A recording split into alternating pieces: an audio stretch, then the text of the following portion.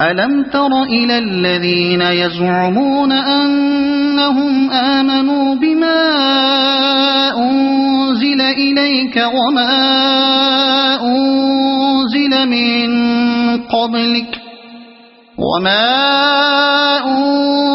مِن قَبْلِكَ يُرِيدُونَ أَن يَتَحَاكَمُوا إِلَى الطَّاغُوتِ وَقَدْ أُمِرُوا أَن يَكْفُرُوا بِهِ وَيُرِيدُ الشَّيْطَانُ أَن يُضِلَّهُمْ ضَلَالًا بَعِيدًا۔ اے نبی، تم نے دیکھا نہیں ان لوگوں کو جو دعویٰ تو کرتے ہیں کہ ہم ایمان لائے ہیں اس کتاب پر جو تمہاری طرف نازل کی گئی ہے اور ان کتابوں پر جو تم سے پہلے نازل کی گئی تھیں، مگر چاہتے یہ ہیں کہ اپنے معاملات کا فیصلہ کرانے کے لیے طاغوت کی طرف رجوع کریں، حالانکہ انہیں طاغوت سے کفر کرنے کا حکم دیا گیا تھا۔ شیطان انہیں بھٹکا کر راہ راست سے بہت دور لے جانا چاہتا ہے، حالانکہ انہیں طاغوت سے کفر کرنے کا حکم دیا گیا تھا۔ یہاں صریح طور پر طاغوت سے مراد وہ حاکم ہے جو قانون الہی کے سوا کسی دوسرے قانون کے مطابق فیصلہ کرتا ہو، اور وہ نظام عدالت ہے جو نہ تو اللہ کے اقتدار اعلیٰ کا مطیع ہو اور نہ اللہ کی کتاب کو آخری سند مانتا ہو۔ لہذا یہ آیت اس معنی میں بالکل صاف ہے کہ جو عدالت طاغوت کی حیثیت رکھتی ہو اس کے پاس اپنے معاملات فیصلے کے لیے لے جانا ایمان کے منافی ہے،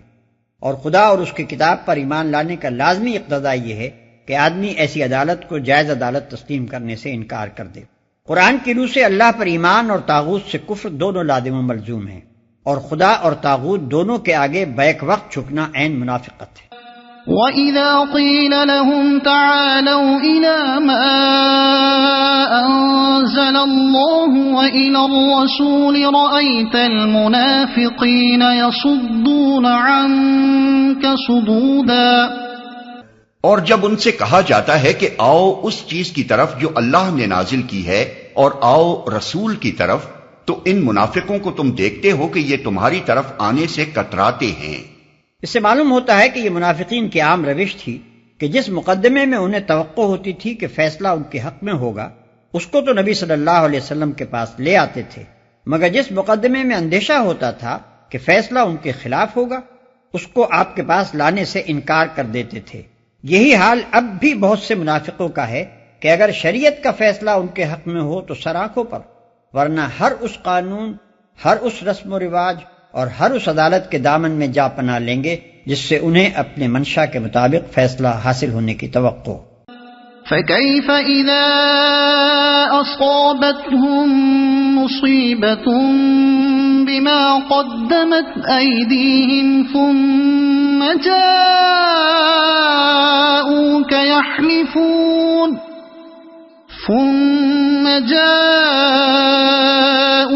يَحْلِفُونَ بِاللَّهِ إِنْ أَرَدْنَا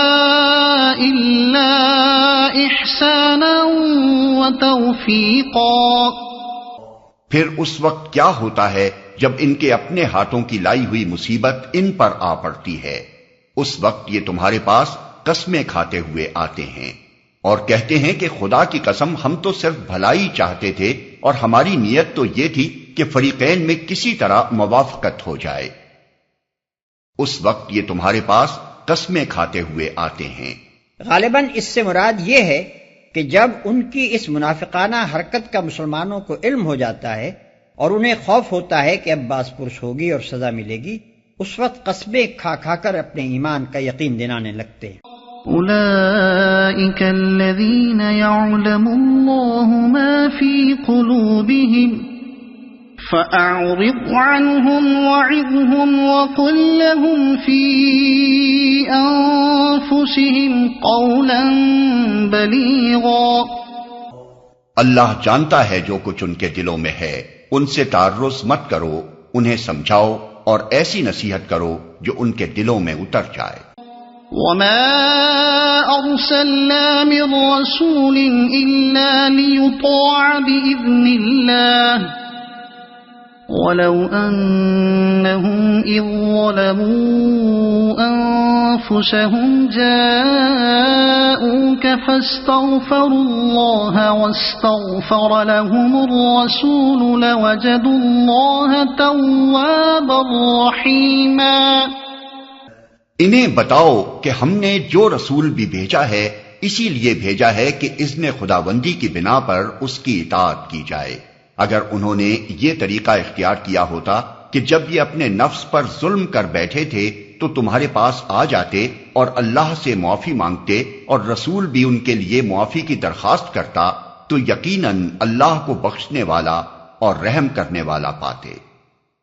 انہیں بتاؤ کہ ہم نے جو رسول بھی بھیجا ہے اسی لیے بھیجا ہے کہ اذن خداوندی کی بنا پر اس کی اطاعت کی جائے۔ یعنی خدا کی طرف سے رسول اس لیے نہیں آتا ہے کہ بس اس کی رسالت پر ایمان لے آؤ اور پھر اطاعت جس کی چاہو کرتے رہو، بلکہ رسول کے آنے کی غرض ہی یہ ہوتی ہے کہ زندگی کا جو قانون وہ لے کر آیا ہے تمام قوانین کو چھوڑ کر صرف اسی کی پیروی کی جائے، اور خدا کی طرف سے جو احکام وہ دیتا ہے تمام احکام کو چھوڑ کر صرف انہی پر عمل کیا جائے۔ اگر کسی نے یہی نہ کیا تو پھر اس کا محض رسول کو رسول مان لینا کوئی معنی نہیں رکھتا۔ فلا وربك لا يؤمنون حتى يحكموك فيما شجر بينهم ثم لا يجدوا في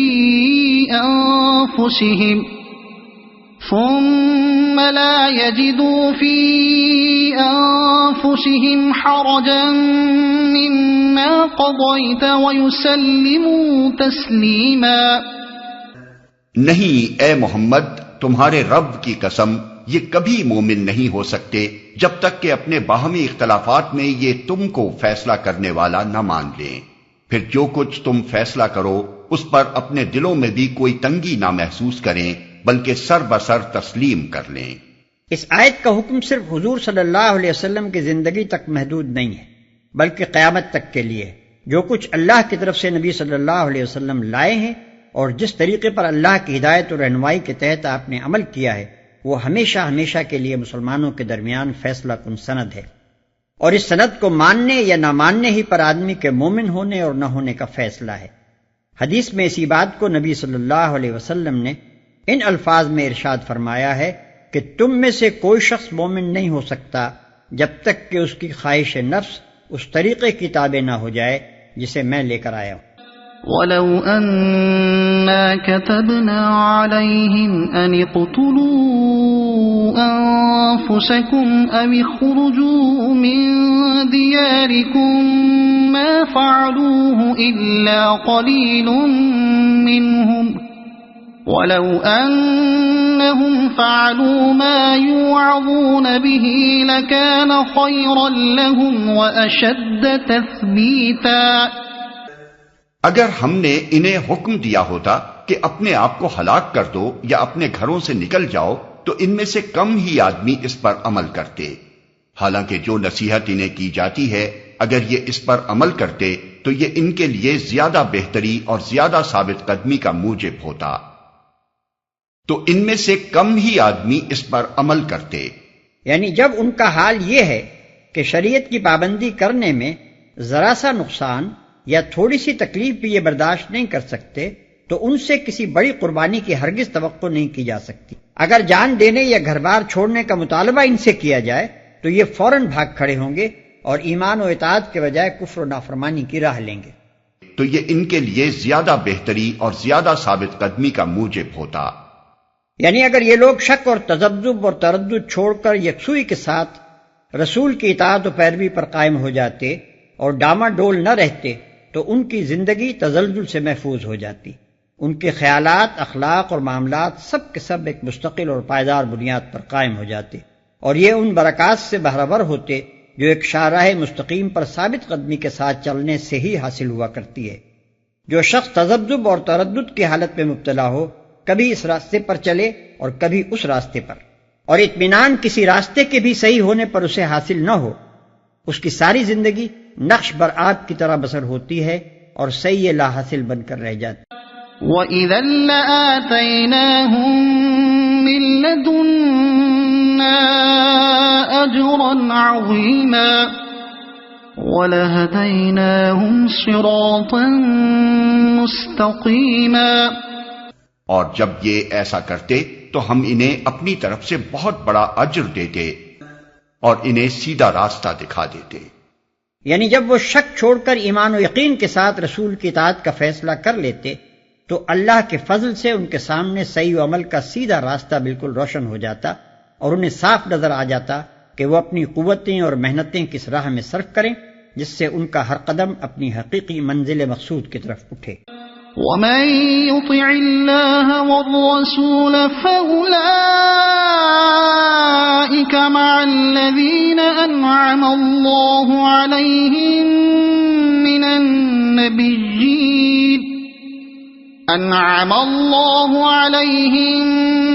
مِّنَ النَّبِيِّينَ وَالصِّدِّيقِينَ وَالشُّهَدَاءِ وَالصَّالِحِينَ وَحَسُنَ أُولَئِكَ رَفِيقًا ذَلِكَ الْفَضْلُ مِنَ اللَّهِ وَكَفَى بِاللَّهِ عَلِيمًا۔ جو اللہ اور رسول کی اطاعت کرے گا وہ ان لوگوں کے ساتھ ہوگا جن پر اللہ نے انعام فرمایا ہے، یعنی انبیاء اور صدیقین اور شہداء اور صالحین۔ کیسے اچھے ہیں یہ رفیق جو کسی کو میسر آئیں۔ یہ حقیقی فضل ہے جو اللہ کی طرف سے ملتا ہے، اور حقیقت جاننے کے لیے بس اللہ ہی کا علم کافی ہے۔ انبیاء اور صدیقین اور شہداء اور صالحین۔ صدیق سے مراد وہ شخص ہے جو نہایت راست باز ہو، جس کے اندر صداقت پسندی اور حق پرستی کمال درجے پر ہو، جو اپنے معاملات اور برتاؤ میں ہمیشہ سیدھا اور صاف طریقہ اختیار کرے، جب ساتھ دے تو حق اور انصافی کا ساتھ دے اور سچے دل سے دے، اور جس چیز کو حق کے خلاف پائے اس کے مقابلے میں ڈٹ کر کھڑا ہو جائے اور ذرا کمزوری نہ دکھائے، جس کی سیرت ایسی ستھری اور بے لوث ہو کہ اپنے اور غیر کسی کو بھی اس سے خالص راست روی کے سوا کسی دوسرے طرز عمل کا اندیشہ نہ ہو۔ شہید کے اصلی معنی گواہ کے ہیں۔ اس سے مراد وہ شخص ہے جو اپنے ایمان کی صداقت پر اپنی زندگی کے پورے طرز عمل سے شہادت دے۔ اللہ کی راہ میں لڑ کر جان دینے والے کو بھی شہید اسی وجہ سے کہتے ہیں کہ وہ جان دے کر ثابت کر دیتا ہے کہ وہ جس چیز پر ایمان لایا تھا اسے واقعی سچے دل سے حق سمجھتا تھا اور اسے اتنا عزیز رکھتا تھا کہ اس کے لیے جان قربان کرنے میں بھی اس نے دریغ نہ کیا۔ ایسے راست باز لوگوں کو بھی شہید کہا جاتا ہے جو اس قدر قابل اعتماد ہوں کہ جس چیز پر وہ شہادت دیں اس کا صحیح و برحق ہونا بلا تامل تسلیم کر لیا جائے۔ صالح سے مراد وہ شخص ہے جو اپنے خیالات اور عقائد میں، اپنی نیت اور ارادوں میں اور اپنے اقوال و افعال میں راہ راست پر قائم ہو اور فی الجملہ اپنی زندگی میں نیک رویہ رکھتا ہو۔ کیسے اچھے ہیں یہ رفیق جو کسی کو میسر آئیں۔ یعنی وہ انسان خوش قسمت ہے جسے ایسے لوگ دنیا میں رفاقت کے لیے میسر آ جائیں اور جس کا انجام آخرت میں بھی ایسے ہی لوگوں کے ساتھ ہو۔ کسی آدمی کے احساسات مردہ ہو جائیں تو بات دوسری ہے، ورنہ در حقیقت بدسیرت اور بد کردار لوگوں کے ساتھ زندگی بسر کرنا دنیا ہی میں ایک عذاب علیم ہے، کجا کہ آخرت میں بھی آدمی انہی کے ساتھ اس انجام سے دوچار ہو جو ان کے لیے مقدر ہے۔ اسی لیے اللہ کے نیک بندوں کی ہمیشہ یہی تمنا رہی ہے کہ ان کو نیک لوگوں کی سوسائٹی نصیب ہو اور مر کر بھی وہ نیک ہی لوگوں کے ساتھ رہیں۔